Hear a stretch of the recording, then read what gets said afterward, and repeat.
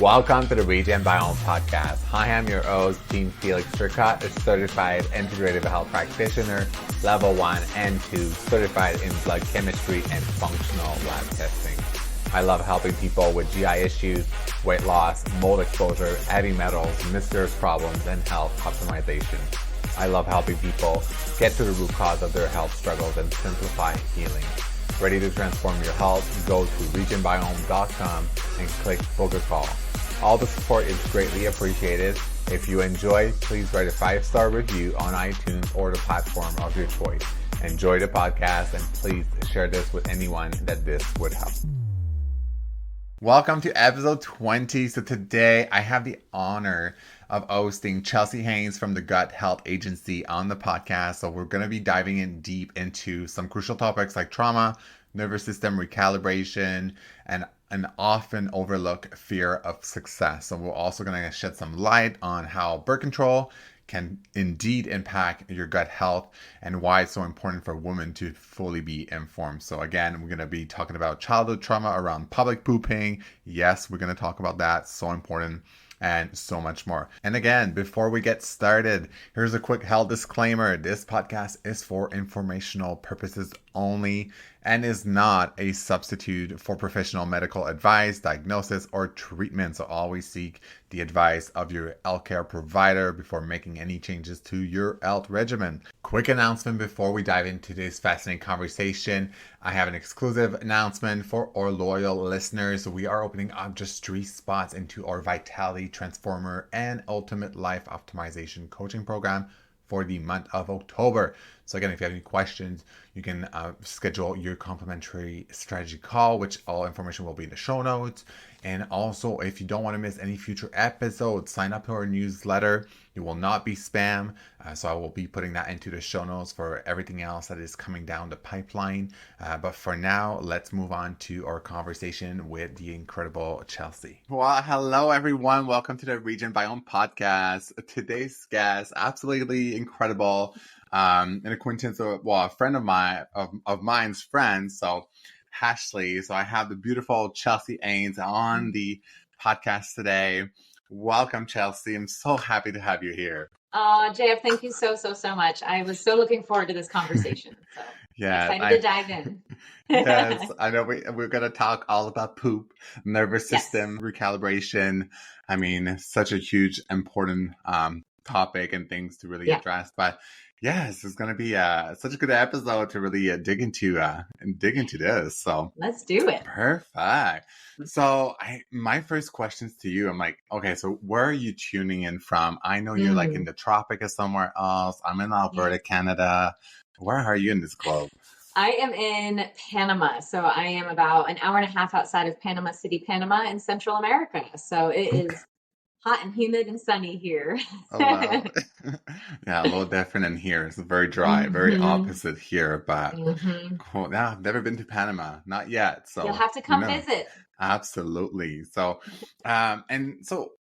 okay, we talk. I see online. I mean, you got your company started, the Gut Health Agency, and I mean, your reels are just too funny. I'm just like some of them. I'm just like, okay, let's talk about poop. I love that topic. So much taboo, and I think like especially most people online still struggle with that. But tell me, like, so what got you started in this journey? Because I think like we all start from, everybody has a form of either pain or a health crisis, which was the case with myself. But what happened to you that really launched your company and yourself into this industry? What happened? Yeah, for me, it was autoimmune disease that looked like psoriasis. And this actually, it's crazy when I think about it. I'm like, man, this has been something that I've sort of been navigating for my entire adult life.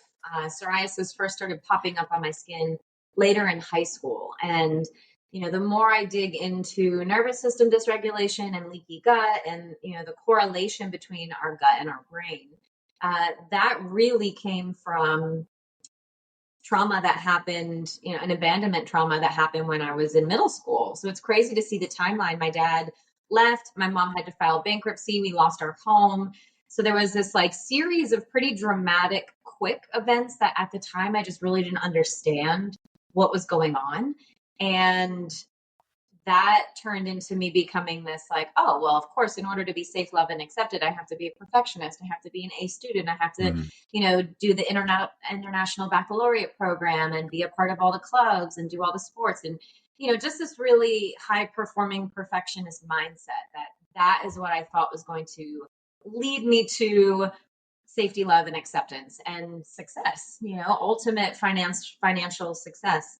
And the process of that sort of unfolding and setting me into this chronically dysregulated state from a very young age as I was going through puberty. Simultaneously, doctors popped me on, hormonal birth control because of acne. And it was like, well, looking back, I'm like, oh, well, of course I started dealing with autoimmunity in high school. And I truly believe that the body is made absolutely divinely and perfectly. And our body just doesn't attack itself for no reason. It just doesn't make sense to me. So that's ultimately what catapulted me into digging deeper, this deep gut instinct, of course, this intuitive feeling that, there's, if my immune system has gone awry, then there's got to be a reason for it, because our bodies are miraculous.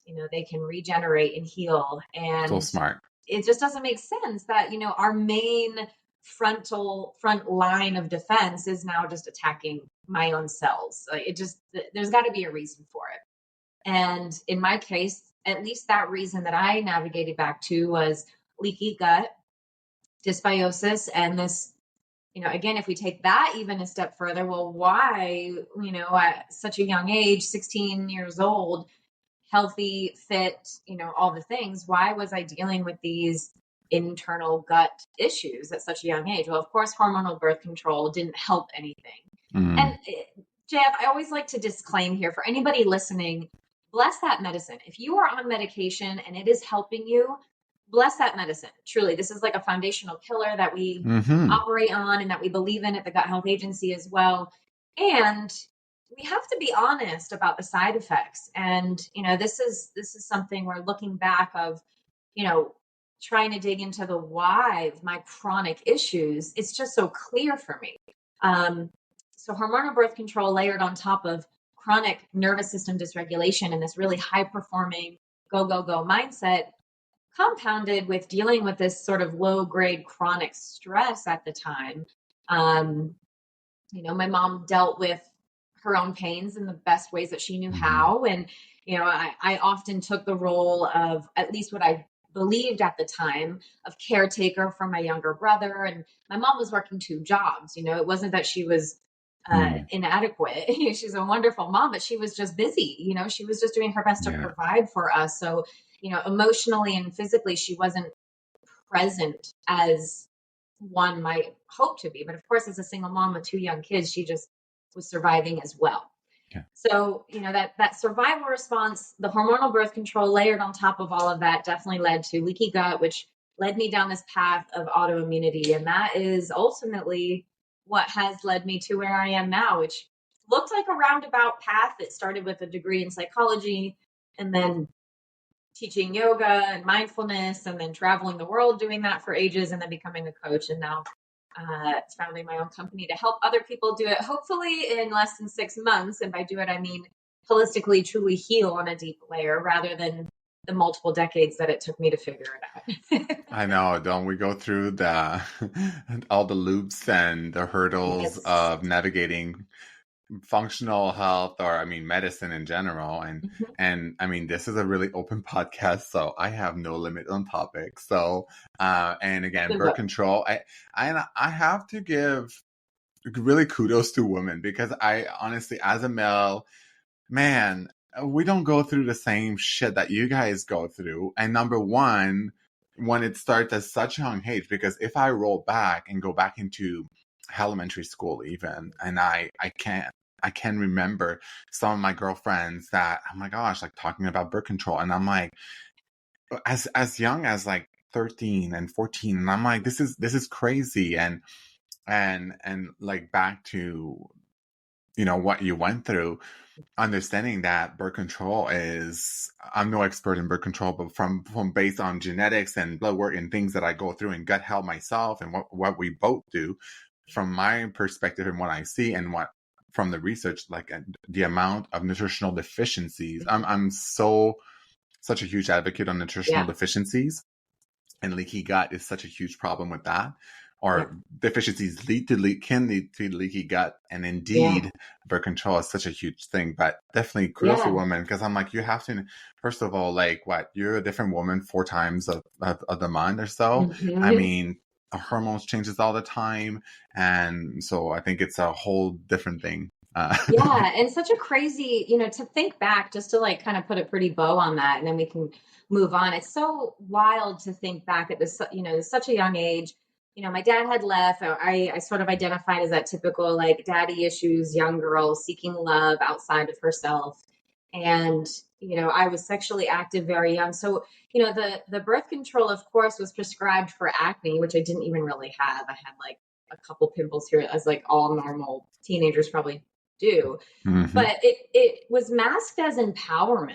When I really think back, 16, 17 years old, it felt really empowering to drive myself to the free clinic and to say, oh, I'm taking control of my sexuality, and, I'm sexually active, and I'm going to get on birth control and all these things. And, really thinking back, there was nobody who sat me down and really just looked me in the eyes and said, let's have a deeper conversation here. It was just, sure, here you go. Here's your 28-day pack. See you in 3 months. Come back for another pap smear in a year. And then I, of course, abnormal pap smears and went through that gambit and biopsies. And, in hindsight, I really just did it all by myself. So this hyper independence masked as empowerment at such a young age was actually just deep pain. It was just, such a backwards, I hope for the next generation of young women being raised right now, just know to ask deeper questions, or, maybe our generation of parents now, I mean, again, every generation just did the best that they could with what they had. And thank God we have a lot more tools. We have the verbiage, we have the knowledge to be able to hopefully speak and educate our young people coming up. And, I think one of those things truly is just the ease of just popping medication when so easy. Yeah, it was just so easy. And, in hindsight, it really fucked me up for a long time. I'm still dealing with the repercussions of that. And, I do deeply believe the body is fully capable of healing, but I think even more the emotional component that set me on these emotional tracks of going back and forth from, a chronic, like an active conflict versus a healing phase, and being set on these like chronic symptom cycles. I think that could have just been prevented or healed, so much sooner, because of course, the longer you deal with these chronic symptoms, at least in my case, I have found the longer it has taken to just peel back the layers, because now the body has this certain understanding. Oh, well, when we experience this, our body has to respond like that. And then all the proof, the reticular activating system in our brain that seeks proof of this is the correct way to deal with all these traumas, all these chronic stresses, all these shocking moments. When in reality, if we had been able to just address it sooner with compassion and love and less awkwardness, when I really think back to those teenage years, I just felt awkward. I felt awkward. I felt judged. I felt sad. I felt scared. And it was all just masked again by this hyper independence, women empowerment. I can do this on my own, and the resources are available to me. And, isn't it wonderful to be a feminist? And, in hindsight, it's like, man, that was all bullshit. I just needed someone to give me a hug and to tell me that everything was going to be okay. And like, maybe to, I don't know, have a different conversation than just popping pills. And I think like as a young age, it's crazy. Like there was so much fear around like sexuality and things. And, and obviously if I label myself as a homosexual male, I'm like, based on gut health and stress. And for me, navigating through coming out but Yes. also through navigating through sexuality. Oh my gosh, I can tell you. And Yeah. now we're talking about women, but for guys as well going through this. And I think I'm not so huge in the movement, and I had a huge podcast on this with Ashley. But this is where I felt myself, what I went through, gut health and digestive wise. The stress that I got from that was massive. Are you That okay? makes Like, me want to take a deep breath. Like I feel it so deeply in my I soul when you know, talk about it. Oh my because I'm just like, and even male, female doesn't matter. I think like when you're having even like sexual intercourse, like being ready, you know, the quote unquote being ready or being prepped, you know, like, oh my gosh, the anxiety that I would get when you're navigating gut dysfunction or gut health issues, and you're navigating through this, oh my gosh, the stress. And I think it's Yes. still a journey you have to remind yourself and you navigate through. And I think like gut health in general never stops, because man, the hustle culture that we have now, I'm just like, and I love you and appreciate like what you do for and putting this out there, because that's why I have this deep connection with you as a sister projector, you know. And it's so funny. I ask people this question, I'm like, so what's your design? Like, they're like, what are you talking about? And I'm like, what? And we're both projectors, and I'm like, Yes. what? You didn't hear this thing? Like human design, you know? I'm like, duh. It's like common sense, and people are like, no. And I'm like, oh my gosh, why do I have to explain again? But anyways, it's kind of funny. This is how I roll. But Well, and JF too, it's, when you think about these moments in life, and I think the words that we use are so important. And oftentimes, my clients will say, gosh, this thing happened and I just couldn't stomach it, or I just got sick to my stomach thinking about this moment, or, and it's a very literal thing, but it's also insight into these emotional shocking moments that we think, wow, there's something to be said about when chronic diarrhea hits, or when sudden diarrhea hits, or when, we're dealing with chronic constipation maybe, and we think about this like, I'm all bottled up, I'm just swallowing these moments down and brushing them to the side and not thinking about them again. And when you think about the words that we use, it's really powerful insights into what are the things, how can we start to look at the mind, body, the brain, gut connection, the body, soul connection in a different way. And I think, like you said, we've grown up in this hustle society full of doctors who are eye doctors or toe doctors or heart doctors, or, we segregate our body into all these different aspects and elements, and even gut doctors, I can't tell you how many of my clients come to me saying my problem started with a bout of constipation and I went to the gut doctor and all he wanted to do was, I don't know, put me on some laxatives, or I just didn't feel heard. I just felt like they weren't yeah, listening to me.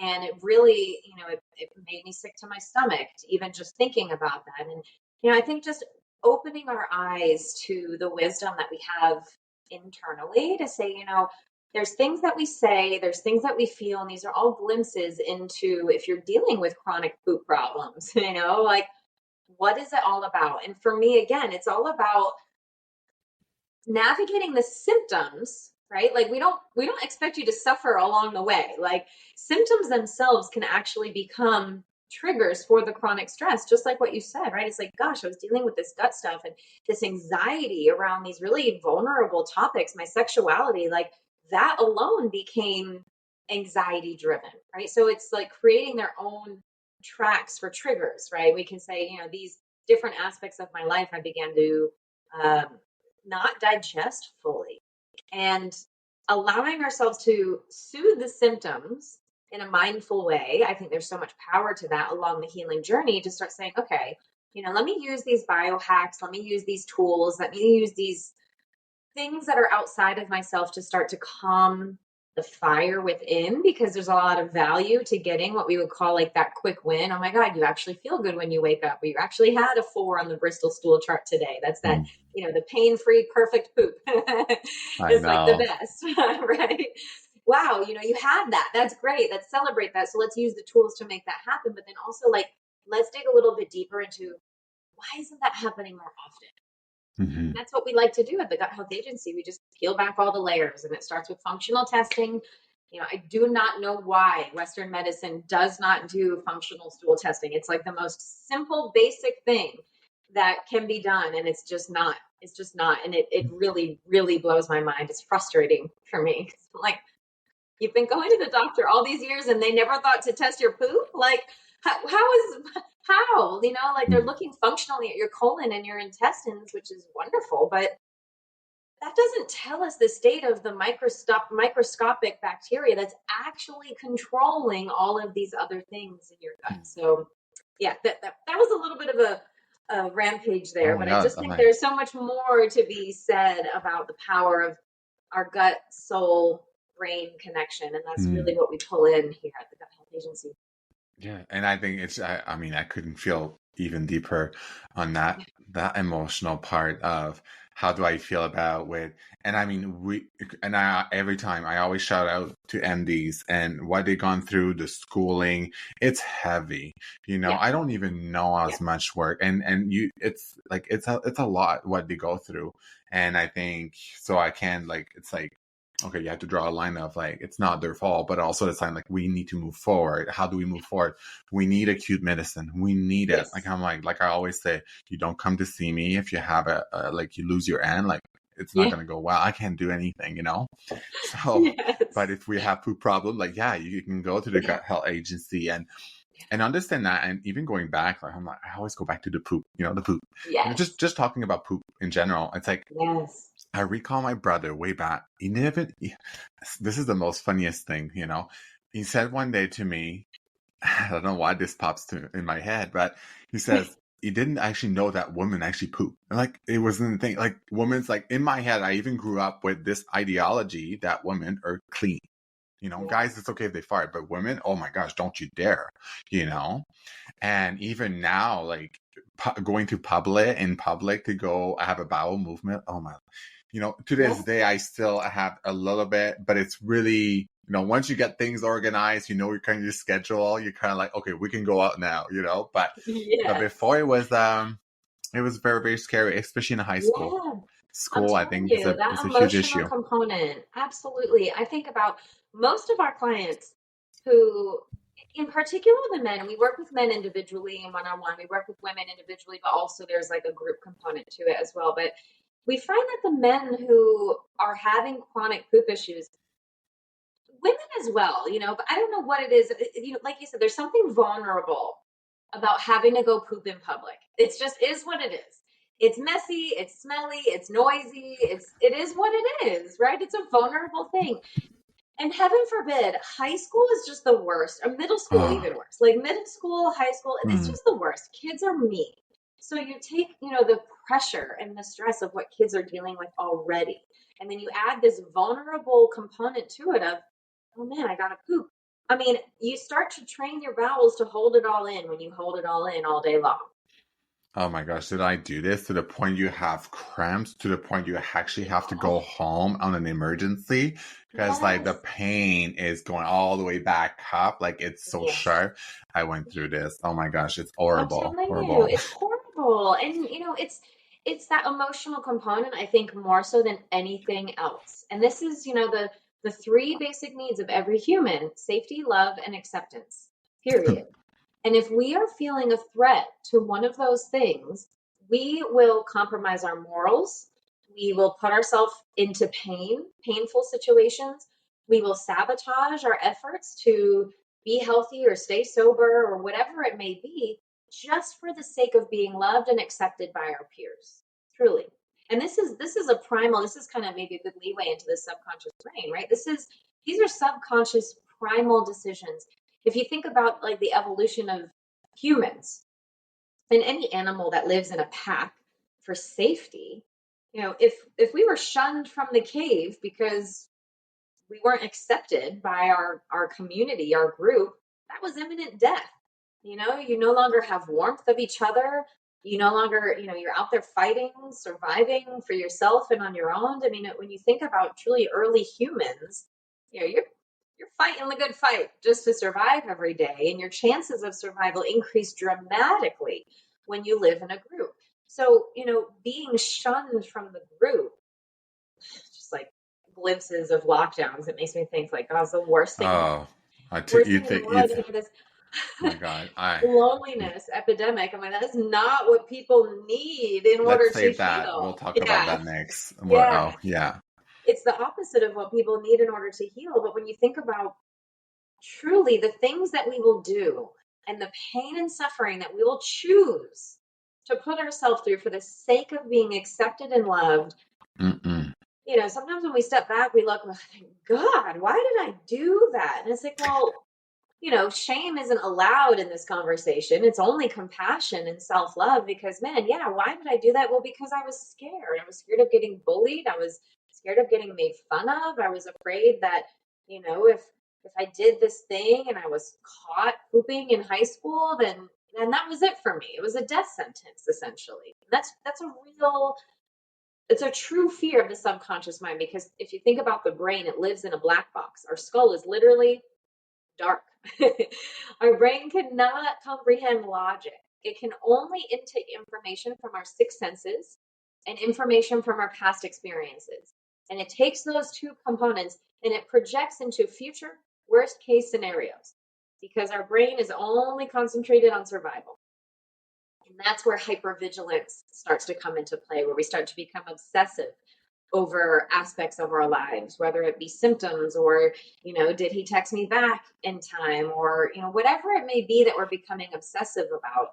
This hypervigilance. Oh, is he okay? Is she okay? I'm at dinner. I think this person's feeling some way. We start to feel like it's our role to control the emotions and the reactions of people. And again, that's also a sign of being in a chronic state of sympathetic fight or flight or freeze response.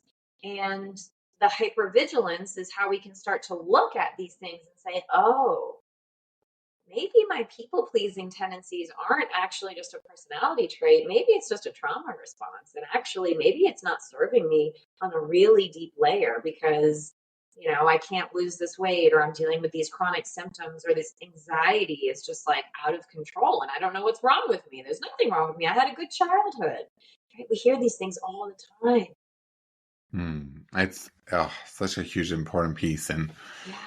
we can't forget that. We have to address that. And I think the tools out there, this is why, like, as to what we do, and, it's so important because I'm like, you don't get the help out there. You truly don't have it in the conventional space. Unfortunately, people are struggling.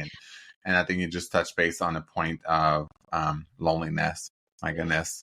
If you let that sink, that one sinked in and what it means, and when I went through a lot of my studies in blood chemistries and still go through, and one of that previous mentor that I spoke about, like the data on loneliness, on overall health and death outcomes and things like that. And it's insane. It's insane. It can trump emotional loneliness. And man, I tell you, in the past 4 years, how was that? I heard your story and I was like, maybe if you feel like you want to share that, because I was like, oh shit. We all went through so much shit on so many different pieces and parts. And yeah, maybe you can chime into that. For sure. So my husband and I were nomadic. In 2015, I got divorced. I had my eat, pray, love moment, just to give you some context into, the last 4 years of our lives. I got divorced, was happily married and happily divorced. That's how I like to explain it. We married with love and we separated with love. We were married for 6 years. We were young and in love, and it was wonderful. But then we just really grew apart and we wanted different things. And, I had my whole sell all my belongings, move into just a suitcase. I joined a super yacht, taught yoga on super yachts for many years. And I met my now husband. So we were true nomads to the actual real definition of it. We did not have a home. When we had time off from our, we worked full time on these private yachts. So we lived on board. The only things that we owned fit into our suitcase. It was, that alone was, that's a whole nother episode. That was like, talk about a healing experience. Holy shit. And there's a few 4-letter words I say, and they all involve poop. Oh my God. A new one I learned the other day was scat. I was like, scat. It means poop. It's like a word for Really? poop. It's scat. You'll have to. I shared a recent reel. This, not to digress, but this cute little like 6-year-old girl. She's like, and this is tortoise scat. It's like, oh my Oh, god, that you're yes, adorable. I saw that video. Oh my I God, it was was brilliant. It was so love it. good. I was She's like, like, oh you my can. gosh. I look at you sometimes, I'm like, oh my gosh, she makes social so much easier. And I'm like, okay, JF, like, Yes. don't overthink it. And I'm like, oh my No. gosh, Just yeah, listen, better out than in. Creativity, content, exactly. poop, scat, right? Scatty scats. I'm like, oh my God, this is my new 4-letter word. Just scat. It's adorable. Anyway, I digress. So I think about, that time being on board, and that was like all of my shadows right in my face. I went from this like cozy community in Charleston, South Carolina. I was teaching yoga full time. My career was taking off. Things were doing well. And then boom, I got divorced. And before you know it, I'm in this very different scenario. And I'm traveling the world and it feels very glamorous, but I'm working with people from all over the world. We handle stress differently. Our mother languages are all different. I mean, it is like, I went from like, oh, an empowered female community of women supporting women to like, oh my God, I just stepped back into high school all over again. But these are like Hmm. grown people with a lot of money, and it's like a whole different world. Like the judgment, the stress, the pressure. That's a whole nother podcast that we could talk about at some point. But Yes. fast forward to lockdowns. And here we are, we didn't have a home. So here we are in this quote unquote time of unknown and safe at home, or whatever that stupid phrase was. Hmm. Talk about a trigger for me. Now, back it up to my initial abandonment wounds. Remember, we lost our home when my mom filed bankruptcy. Like the men in black came knocking on the door and put a notice like, we are repossessing your home and you need to be out in 10 days. It was, so here I am now, like a whole nother layer of healing where I'm like, I'm being told that I have to shelter in place, but I don't have a fucking place. And I'm realizing I haven't had a place since I was 12 years old. We've always just rented. And for the last 6 years, it was a choice to be nomadic. But, Airbnbs can only go so far. Like you can only set roots down in a place that isn't your own for so long. So this was like a whole nother layer of healing where it was like, wow, this is bonkers. And, my husband and I had to navigate. He's from the Bahamas. I'm from the States, and he had to leave the States, and we had to find countries that was open and willing to accept us as, travelers during a time you weren't supposed to be traveling. It was the best travel I've ever done. We were like VIP in the airport, VIP on the planes. I know. Like literally Mexico Perfect. was like, bienvenidos, doors are open, come hang. We're like, yes, this is amazing. We Oh got my like God. luxury Airbnbs for pennies on the dollar because no one was doing anything. It was the best. But it was also detrimentally scary, Hmm. painful. My husband was without a job. I had just launched my health coaching business in 2018, 2020 was like, I was just still kind of rocking and rolling with health coaching and trying to figure it all out. Simultaneously, 2019, we suddenly lost my father-in-law to gut cancer, of course. Like, if there's not some symbolism in this. So we were healing from this tragic loss of my beloved father-in-law, my husband's father and best friend. So it was so many layers of healing. And man, at that time, it was like, people need community right now. You And think? all of these people who live alone, and now their jobs taken away from them, and their communities are taken away from them, and their social activities are taken away from them. Talk about suicide and alcoholism just through the roof, and no one seems to want to talk about that. All the people that we lost, these secondary losses. And I'm not saying that, the pandemic wasn't awful. Of course it was, but we also have to look at the secondary layers of how awful it actually was. And loneliness and lockdowns was a huge piece of that. So fast forward, 2021, we moved into our home. We had purchased a condo, which is where I am now in Panama, in 2019. So we were like ahead of the game before we realized it, but we couldn't move home because the airport's closed. So we were stuck out of the country, and we moved home. And for the first time, we renovated. We were staying somewhere else, but we renovated our condo. And I remember, I think I shared this with you, Jeff, on Instagram. That first night we moved into our home that we owned and we renovated and we made our own, I just cried. My husband just held me, and it was this like deep sense of like, makes me emotional, just happy emotional. Like, wow, for the first time in 25 years, I am home, and this home cannot be taken away from us. This home is ours. It's where we can unpack our bags. And then I went into this deep healing phase, and my body swelled up. I gained weight. Psoriasis blew up all over my body, and it felt like, again, this huge betrayal of my body. And I thought, my gosh, for 25 years I've been navigating psoriasis, and I've never opted for biologics. I've never chose to kill and suppress my immune system, which for anyone dealing with an autoimmune disease, the only option is to kill your immune system. That's it. And for me, that has just never resonated. I'm like, I'm a world traveler. Why would I kill my immune system? That makes no effing sense. That makes no sense. You're a projector. That's why. Yeah, like, why would I kill my protector? Like, why would I do that? I know that she's like fighting the good fight right now, but like, I'm not going to kill her. She's fighting the good fight. So the only way I can explain it, JF, is that when you go into a deep healing phase, when you finally shift from sympathetic, chronic fight or flight, and when you think about, the tidbits of my life that I just shared with you, it makes sense that my body was operating on this, what I saw as good stress and high performance. Again, that was actually just this deeply dysregulated stress response. My body loved being in a manic stressed state, fight, flight, freeze, or fawn. And I would rotate between those 4 states. And I would think, oh my God, is this just my hormones? Is this this? Is this that? No, this was just literally my body truly fighting the good fight. And for the first time in 25 years, my body went, finally.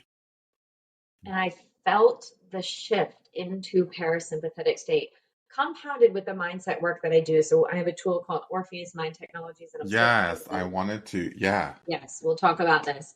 It takes EMDR, familiar aspects of EMDR trauma treatment, neurolinguistic programming, hypnosis, EFT tapping, binaural beats, but then it also has its own component to like the pace and the timing of it. It's audio tracks that you listen to. And essentially what it does is it turns the Broca's area of the brain back on. And what I mean by that is when you go into a fight or flight state or a trauma response, an active PTSD flashback, the Broca's area of the brain has less blood flow to it. It can be compared to that phenomenon if you get into an argument and then 2 hours later, you think, oh my God, I should have said this. I should have said that. That's your Broca's area of your brain turning back online. The Broca's area is in charge of taking cognition and thought and forming it into words. So when we're in that state, I think about all the times I was called a crazy girlfriend in high school, or, all these times we're like, I'm not a crazy person. I was just truly in a trauma response and I couldn't think. It's all those moments where you feel like, oh my God, I'm in this toxic relationship and I feel like I'm losing my mind. You actually are losing an aspect of your mind. It's the Broca's area. So what this tool does is it helps to teach your nervous system that we are no longer having to be in a survival state. So it turns that emotional component, I won't say it turns it down, it reteaches how your nervous system can respond to this thing in life. So it's not about bypassing, it's not even about regulating, it's about reteaching that neural response to this trauma, this trigger, this shocking moment in life, this chronic stress. So here I am now doing this deep nervous system work, kind of unknowingly putting myself into this deep parasympathetic state. JF, the body can only heal in a calm state, a parasympathetic state. That's it. So this is where the question of symptoms kind of arises, right? These chronic symptoms, autoimmunity, skin issues, eczema, psoriasis, IBS, IBD, right? Chronic health issues, even like Lyme's disease and symptoms of these different things that feel chronic. We can start to ask ourselves that question of, well, are these symptoms actually signs that I'm sick, or are they signs that I'm healing? And I started to play with this thought, and I started to reach out to and hire mentors who, believe in the concepts of German New Medicine and this body mind connection on a really deep scientific level, where we say, okay, on the surface level, we know our body cannot heal when it's stressed. When we're stressed, saliva turns off, motility turns off in our gut, stomach acid shuts down in our stomach, bile, pancreatic enzymes, none of it happens. Everything, right? It's like trying to have a pleasant sexual experience without being turned on first. And that's where lube can be helpful. These are the biohacks to gut health. These tools can be helpful to make eating more pleasant, similar to a sexual experience, right? Lube can be helpful to make it a more pleasant experience. And let's look at maybe if we take our time and we shift into this really relaxed, pleasant parasympathetic state first, get the juices flowing, then we can experience everything else that we're trying to. But also in that state, not only our primal, the subconscious functions in our body going to get turned on again, breathing, heart rate, sweat, digestion, sexual functions, all these things are going to get turned back on, but so is healing. This is where we regenerate. This is where our skin heals. This is where, if you get a broken bone, what's going to happen? It's going to get inflamed. It's going to get red. It's going to get swollen. Cognitively that if a broken bone is swollen, it doesn't mean that it means that it's broken, but these are signs that you're healing. If there's swelling around a broken bone, that swelling is protecting the bone while it heals. So inflammation, I think we've demonized inflammation in our body, and we're so afraid to be inflamed, just like we're so afraid to have a fever. It's actually a fever is a sign that your body's fighting infection. Inflammation is a sign that you are healing. So we have to start readdressing how we look at our chronic symptoms, because then it allows for this opportunity to say, you know what, maybe I just need to support my body with the foundations of health. Hydration, minerals, protein, sunshine, community, all of these rest, these things that support the healing phase. At least for me, the last 2 years of my life, talk about one big sausage finger fest. I'm gosh, I am swollen. I am inflamed. And as soon as I started to readdress, as soon as I started to look at these symptoms in a different way, that's when they started to complete the healing process. That's when I started urinating out all the excess inflammation. That's when I started seeing, this bloated belly or these rashes start to literally just heal. Look at any scar on your body. You think, wow, yeah, that was really itchy. I got a bee sting a couple weeks ago. I was trying to save a bee. So rude. He stung me instead and then died anyway. I know. I was like, that is your fault, honey. What is wrong with you? I was trying to save you. And then it stung me and died. It's well, whatever. Instant karma. I don't know. Right. Oh, this is such a... sting. Yeah, it got itchy, it got red, it got inflamed, but I knew that's because it was healing. I wasn't freaking out. Yeah, it was uncomfortable, but I wasn't freaking out about it. And I think that is a really big paradigm shift, just to put a pretty bow on this little rant. If we can start to look at our chronic symptoms with understanding that our body is so wise. And at least for me, when I really look back, I'm like, wow, I haven't felt truly safe in every aspect of my life until we had a home. Of course. And we've created, this is a blue zone. We got the air filters, we got the water filters, we got the organic, you name it. We got the red lights, we got the salt lamps, we got the freaking shungites, this. Well, yeah, I have my blocks. I have these things. Yeah. I wanted to say, I look at your reels and I'm like, oh my gosh, I love your shower. I want to shower in your shower. I'm like, I see the leaves and I'm like, the glass. I feel like you're showering in the window and I'm like, oh my God, this is amazing. And I biohack that. So when I shower, I put my red light on. So I'm in this red glow with my eucalyptus. Yes, and the floor is real stone floor, so I'm like grounding while I'm showering. I'm like, this is I'm coming over. yeah. Guest bedroom is here and ready for Oh, you. perfect. I'm just gonna get on a plane. Yeah, it's okay. Seriously, PTY We shall airport, talk. We shall talk. literally. Yeah, and I think like, man, I can't emphasize, and I think like sometimes that, not to separate two different population, because that's what we were really for the past 4 years. Yeah. A lot of it. Yeah. But I think like it's almost like I think a lot of people don't talk a lot about it, and it's not to let's stir back the pot. But at the same time, I think there's so many pieces out of this that a lot of people's voices weren't heard per se. Yeah. That I'm talking about myself, but kind of. Yeah. There's a lot of that piece that I think so many people went through. Now it's like, okay, let's move forward. Let's just erase that, forget about it, and move forward. I'm like, wait a minute. I'm like, there's a huge piece of trauma that hasn't been addressed here. And you still like, when you have the feeling of safety, the feeling of recognition, the feeling of, kind of all these things that you go through. Because yeah, I mean, you have this innate, like when you've been going through the hurdles of the medical system and being harmed or hurt in many ways, psychologically, physically, you kind of just develop this second thing of like, I've always been like a critical thinker, and like, and I don't really follow rules for the most part. Like, it's like always rule like, breakers unite. I do, but I don't like, I just like, I'm gonna do it under like yours, but I'm gonna do it my way, kind of thing. And I'll make my own research and I'll read into it and see because if that feels icky in my stomach, I'm like, I don't know.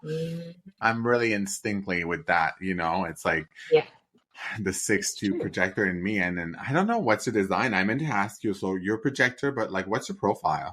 2-4. You're 2-4 projector. Oh, you got some hermit in you. Yes, I do, which is the other aspect. Let's talk about that. Yes. Yeah, I just shared like, it with this morning. how did HD come to your life? Because even that alone, I'm like, I started understanding my friends so much better, and my mom and my dad and my stepdad. And I'm like, wait a minute, my brother who's a projector, his girlfriend's a projector. And I'm like, my husband's a projector. Good on you. I'm like, I'm almost going to put this in my bio. Did I put this in my bio? I think I did. Projector, like, honestly, I think life is much easier with a projector. I probably... that hermit thing. And it's also, I think, here we are, we moved to this new country, we were meeting new people, we moved home. And I'm telling you, the hermit in me, I did not want to, and I offended some people. Like, I had to make those hard choices where I was like, no, I do not want to go out again and this is the thing. I'm also a social introvert. This was I've always thought that I was an extrovert my whole life. But I just realized that my entire personality was one big trauma response, basically, like I love people and I'm very social, but the way that I recoup and recover is by myself. I am a very introverted person in that way. Like, I need alone time. I had a girlfriend come visit for a week a few months ago, and my poor husband, he was on a trip. He came back. I'm like, don't come near me. I need like 3 days to recover just from all the outward, pouring out of energy. So you take that projector combined with, the hermit, the introvert, all the things. But it's like, man, for a solid 6 months, I was like, I don't even want to leave the house. Like, we have our home. I just want to be cozy. I want to curl up. I want to binge Netflix, or I want to read a book, or I just want to sit here and stare at our beautiful view. Like, I just want to be in silence. And, that I think can be scary for so many of us who I think resonate with the high performing, the hustle culture mindset that really has gotten to all of us. If we want to be successful, it has to look a certain way. And listen, I am here for the success. And I think there's a difference between being successful from a sympathetic, calm state. And this is something that is really nuanced work.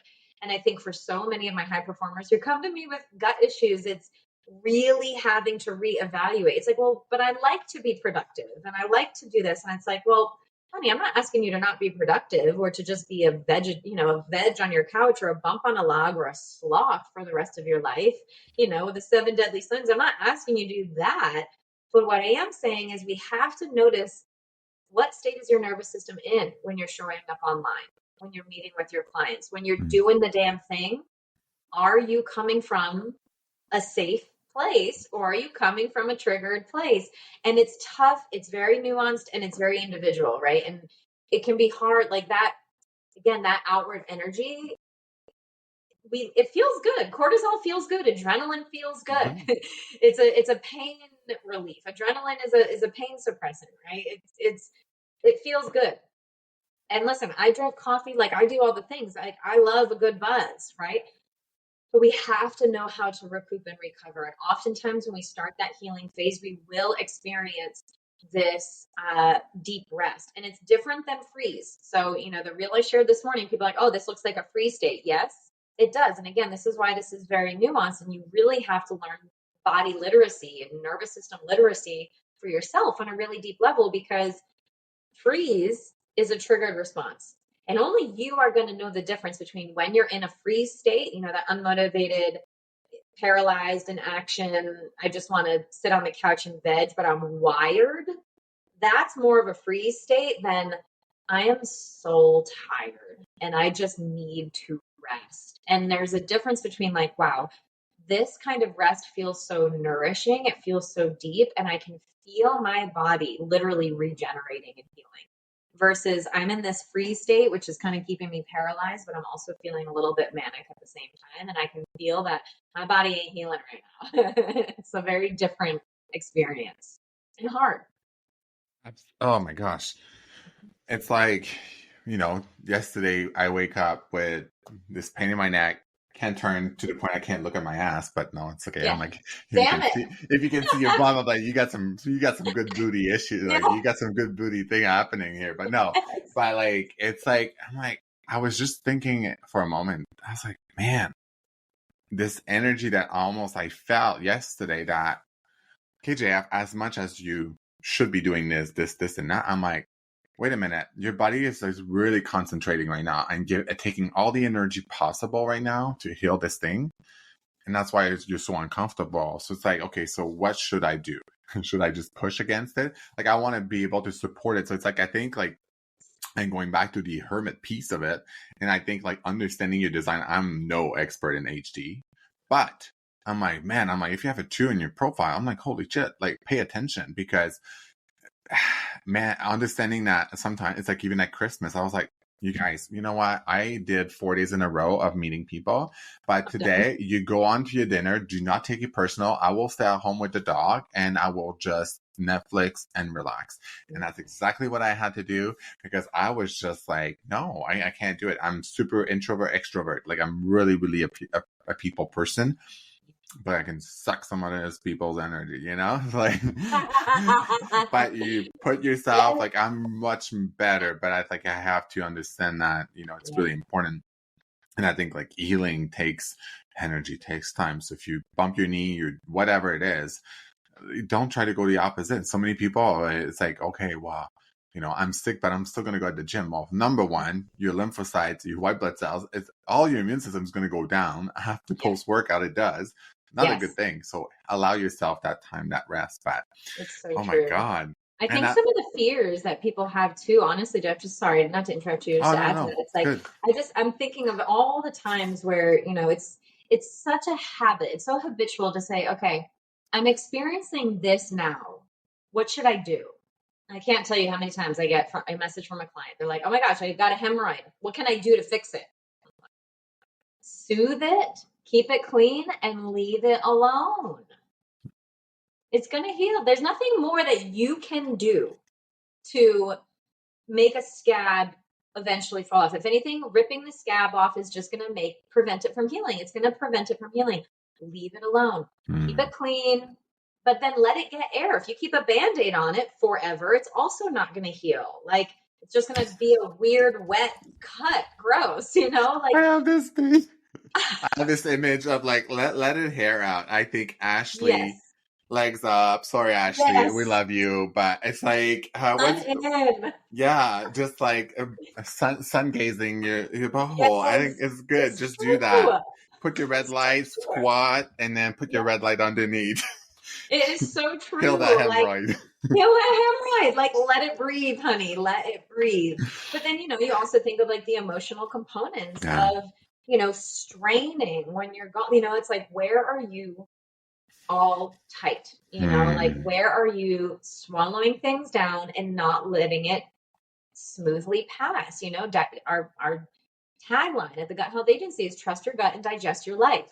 Like, you have to look at these shocking moments in life, chew on them, digest them, absorb the nutrients, absorb the life lessons, and eliminate the waste. Let go of the aspects of that thing that are keeping you sick, that are keeping you stuck.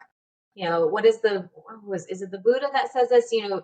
They say being angry at someone is like swallowing poison and expecting them to die. It's so true. You're just killing yourself slowly with that anger. And, I think the really cool and nuanced thing, and, again, just for like a takeaway for someone here is like, oh my gosh, you guys talked about so many things. Like, okay, let the body heal, reassess symptoms, but also, damn it, I lost my train of thought because I was going through the list. What was I saying? Let the body heal. Let the body heal. Oh, right before that, I lost it. It came, it went. Damn it. I had a good cross the T, dot the I in that moment. Damn it. Well, you would say like, holding the fear and just moving forward with it, but not. Yes. Holding on to the anger. Okay, so thank you. You brought me back. The nuanced part about the nervous system and subconscious work that we do at the Gut Health Agency is I don't care if you forgive anyone. It's kind of like, again, with the gut health, like, I'm not going to ask you what you're eating. We're not even going to look at what you're eating. I don't care what you're eating. We're going to look at how you're eating. What are your habits around eating? What is your emotional state when you're eating? Because if I just say, oh, change what you're eating, it's never going to address why your digestive system isn't turned on in the first place. It's the same thing with anything else in our life. It's like, man, I'm not expecting you to forgive. This work isn't about making the wrongdoing right. But what it is about allowing your brain to come back online and to be able to operate. I'll say from the woo-woo side, it feels like this higher level of consciousness, but what it actually is all systems working. Your Broca's area of your brain is turned online.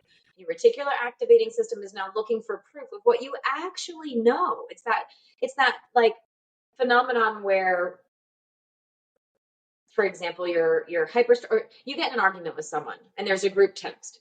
And every single time your phone buzzes, you feel your whole body go, ooh.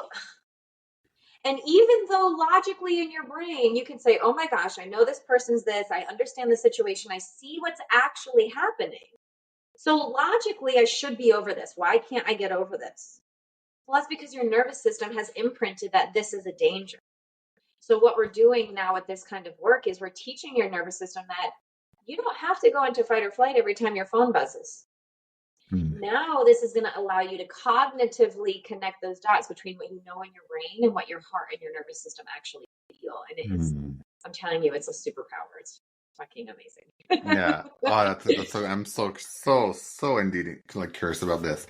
Yes. And I know you have a meeting really soon. You have a call with a client, but I think like we'll have to do another episode. But the last thing I wanted to like, okay, in this very hustle culture, how like profound is the fear of success? And I caught that last time when I listened to that episode with Hash, and I'm like, whoa.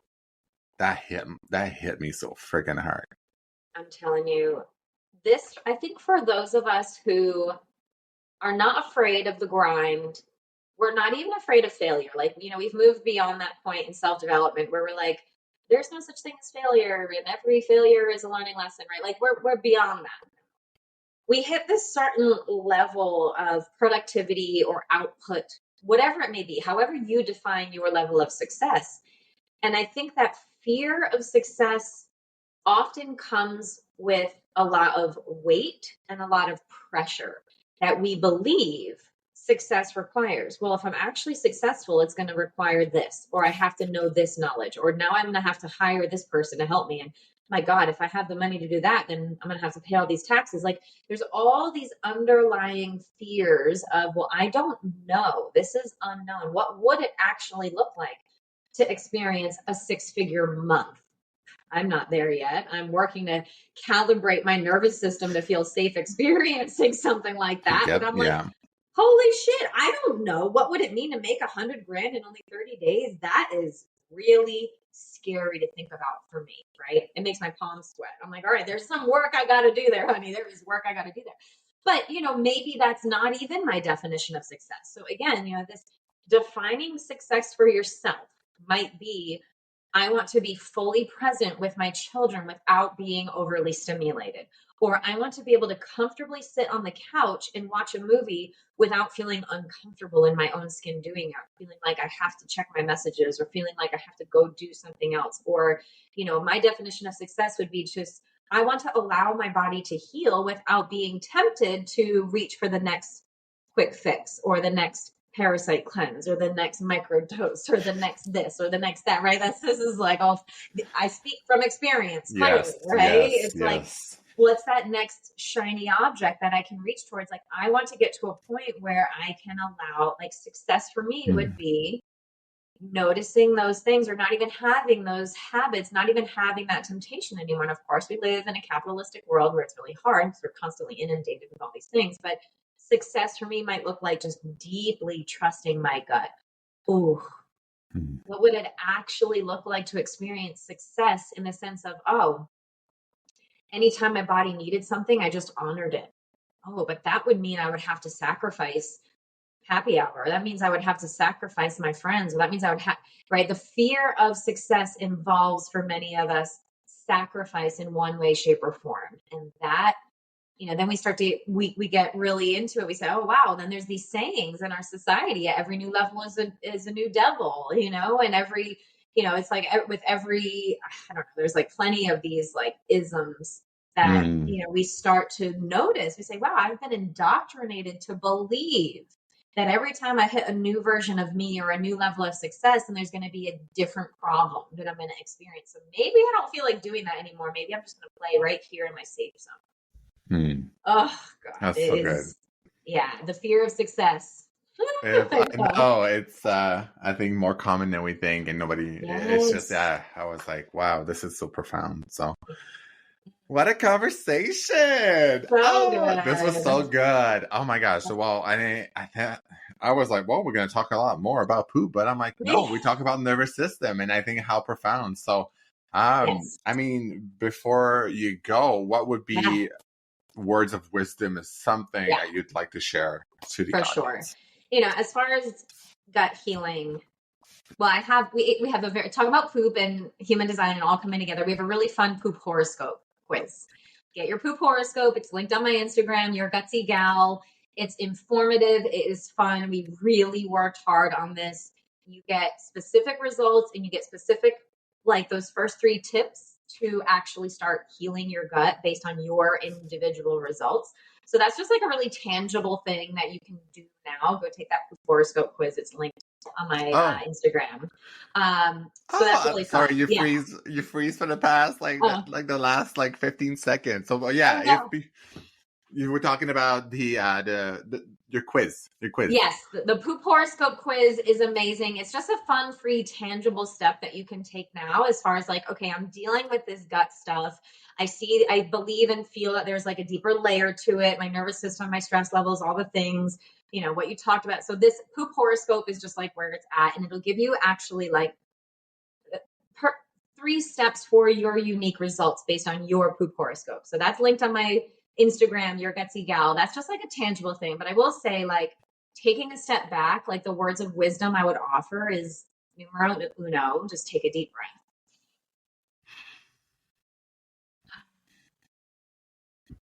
And when it comes to healing your gut, your body, longevity, living a long time and thriving doing it, start asking yourself, not is it like, what am I eating and what am I doing, but how am I doing it?